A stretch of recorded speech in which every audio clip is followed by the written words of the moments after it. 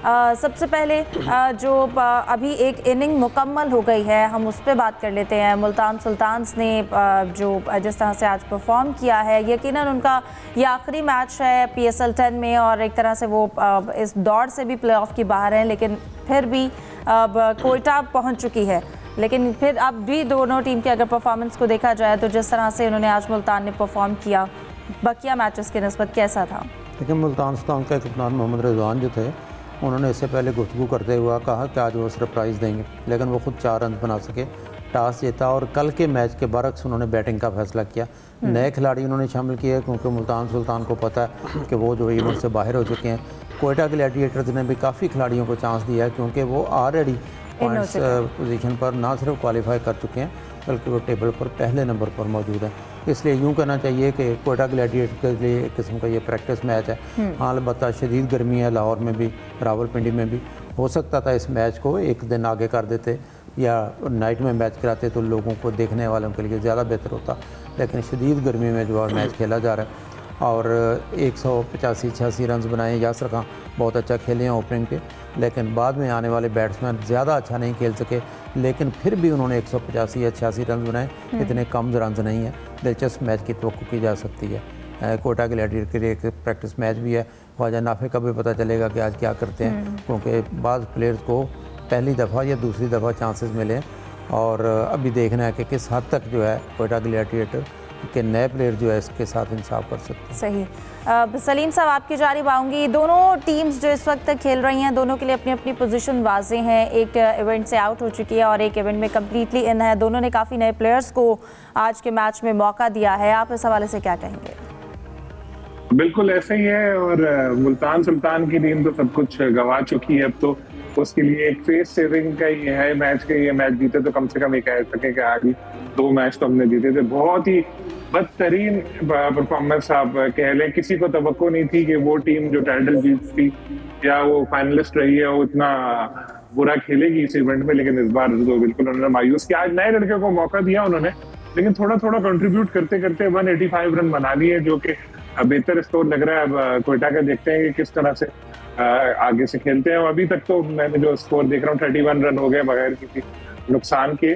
तो इस मैच में जैसे भी जाहिद भाई बता रहे थे कि गर्मी इतनी ज्यादा है, हर पूरे पाकिस्तान में गर्मी है, तो ज़ाहिर हम ये तवक्को कर नहीं सकते कि क्राउड आएगा। खुद खिलाड़ी जो है उनके भी चक्कर छूटे हुए होंगे कि अभी हम फंस गए, लेकिन क्योंकि हमारे पास अब टाइम इतना रह गया था, कम था, जल्दी जल्दी शेड्यूल करने पड़े और रात को एक दूसरा मैच है। फिर जिस तरह भारतीय जो थे क्रू था, टेलीविजन वो चला गया था, उनको भेज दिया था। तो एक किट यूज हो सकती है, यानी एक वक्त में एक जगह पे एक मैच एक शहर 2 कराने जरूर थे, तो शायद इसलिए PCB ने किया। और ये जो सेकंड हमारा अभी मरहला चल रहा है मैचेस का, इसमें ये वाहिद मैच है जो डे है, बाकी तो सारे नाइट होने हैं। एक अच्छी चीज हमें नजर आई कि उस्मान तारिक जिनका बॉलिंग एक्शन मशकूक रिपोर्ट हुआ था और वो उनको फिर हटा दिया था, वो वापस आए और 3 विकेटें वो ले गए। तो अब तक तो ऐसा लग रहा है कि एक तगड़ा मैच होगा, लेट्स सी। लेकिन इस मैच की वो वैल्यू नहीं है जो दूसरा मैच आना है उसकी होनी है, लेकिन वो आपके आगे के सवाल होंगे तो फिर बाद में उस पर बात। बिल्कुल। यूसुफ रिजवान की जानिब से कहा गया कि वो, जैसे जाहिद साहब ने भी जिक्र किया, सरप्राइज़ देंगे। यही सरप्राइज़ था शायद, वो 4 रन पर आउट हो गए। इसके साथ साथ उस्मान तारिक का बॉलिंग एक्शन जो कि कोयटा के लिए बड़ा अच्छा रहा। आज के मैच में उन्होंने 3 विकेट्स ली, इसके साथ साथ 32 रन भी दिए। तो एक कोयटा के लिए अच्छी बात है उस्मान तारिक का एक्शन क्लियर होना। देखिए हिफ्ज़ा, मुल्तान सुल्तान ने पूरे टूर्नामेंट में बहुत मायूस किया और ख़ास तौर पर जिस तरह आज मोहम्मद रिजवान आउट हुए, वो भी इतनी तौर पर एक सरप्राइज़ कहा जा सकता है उसको, क्योंकि उनसे इस किस्म की बैटिंग की तवक्को नहीं की जा रही थी।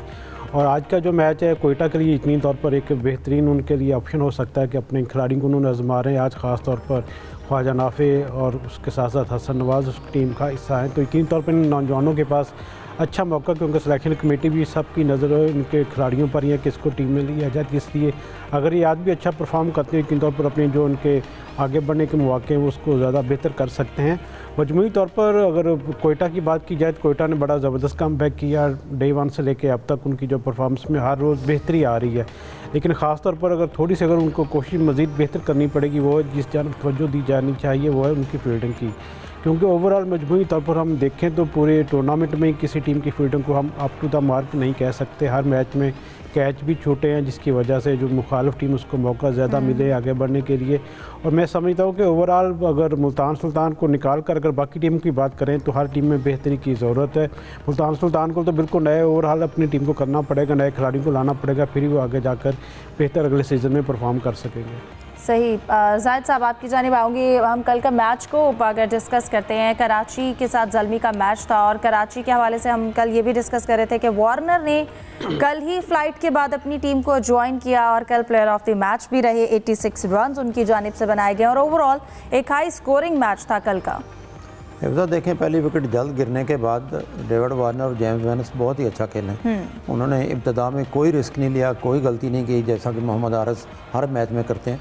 और जब गेंद उनके बल्ले पर आने लगी तो फिर टिक गए, तो फिर उन्होंने जाराना खेल का भी मुजाहरा किया। जितनी भी तारीफ़ की जाए जेम्स वेनस की और वार्नर की वो कम है। इससे पहले मैं बात करना चाहूँगा, टॉस पे काफ़ी तनकीद हो रही है बाबर पे कि वो क्यों नहीं उन्होंने पहले बैटिंग को प्रेफर किया। तो उनकी जो बेसिकली है वो समझते हैं कि उनकी बैटिंग लाइन उनकी स्ट्रेंथ है। उनका ख्याल था कि वो रन को चेज़ कर लेंगे। मेरा ख्याल है कि ये सोचते हुए उन्होंने फील्डिंग को प्रेफर किया, लेकिन क्योंकि उनकी बॉलिंग बहुत वीक है।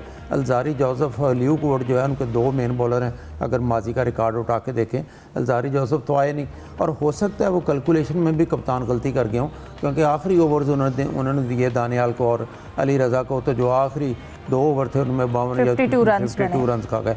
और उस नो डाउट खुशदिल शाह और मोहम्मद नबी बहुत अच्छा खेले, लेकिन वही रन्स भारी पड़ गए। 237 रन्स बहुत बड़ा टारगेट था। अगर 210-15 तक कहीं रोक लिया गया होता, क्योंकि मैं समझता हूँ कि पिच ऐसी थी, वो बैटिंग थी रावलपिंडी की पिचेस से अब तो की जाती है, क्योंकि लो स्कोरिंग नहीं है, हाई स्कोरिंग मैच है, ताकि एंजॉय भी कर सके शायकीन। और बाबर आजम ने कल बहुत अच्छी इनिंग्स खेली है। उनकी इनिंग्स का अपनी टीम को कोई फ़ायदा नहीं पहुंचा। 94 रन पर वो सिंगल रन बनती थी, डबल नहीं बनती थी, जिस पे वो रन आउट हो गए। लेकिन अगर कोई भी प्लेयर उनका साथ दे जाता तो वो ख़तरा बन सकती थी पेशावर ज़ल्मी की टीम। और ख़ास तौर पर मैं समझता हूँ कि इस सीरीज़ में अगर देखा जाए तो कैडमोर जो हैं उन्होंने अपना वेट भी काफ़ी गेन कर लिया। वो माजी की तरह खेल का मुजाहरा नहीं कर रहे। कल उन्होंने 15 गेंदों का सामना किया और पता नहीं 20 रन बनाए उन्होंने। अगर वो 35-40 रन बना जाते, कप्तान का साथ देते, तो बड़े भारी पर पड़ सकते थे कराची किंग्स पे। और मेरा ख्याल है इस मैच का टर्निंग पॉइंट यही था जब कैडमोर आउट हुए थे। साइम अयूब और मोहम्मद हारिस अच्छा खेल रहे थे, लेकिन दोनों को देखें किस गेंद पर दोनों आउट हुए। शुरू में दोनों बड़ा अच्छा खेले। मोहम्मद हारिस, जिनको बड़े अरसे के बाद फिर एक ओपनिंग पे चांस मिला, उसने उसे खातर ख्वाह बिल्कुल फ़ायदा नहीं उठाया। हारिस की अगर पूरे इस PSL में आप इनिंग्स देखें तो वो स्कोर नो डाउट उन्होंने कई मैचों में बहुत ज़्यादा किया है, लेकिन कल भी यूँ लग रहा था जैसे आपका अपना ब्रेन जो है वो ड्रेसिंग रूम में छोड़ के वहाँ पर आए। ना उनको गेंदों की समझ आ रही थी, कोई एज होकर चौका हो रहा था और बड़ी जल्दी विकेट गंवा कर टीम को प्रेशर में डाल कर चले गए। लेकिन अब ज़ाहिर अगले मरहले में आप टीम सिलेक्शन का भी जिक्र करेंगे तो ये बड़ा मुश्किल होगा सिलेक्शन कमेटी के लिए कि किस विकेट कीपर को साथ लेके जाना है। तो कराची किंग्स बहुत अच्छा खेली। तो भी की जा रही थी कि कराची किंग्स की टीम मजबूत है, प्लेऑफ के लिए क्वालिफाई कर जाएगी और ज़ाहिर उन्होंने तवक्कुआत पूरी की।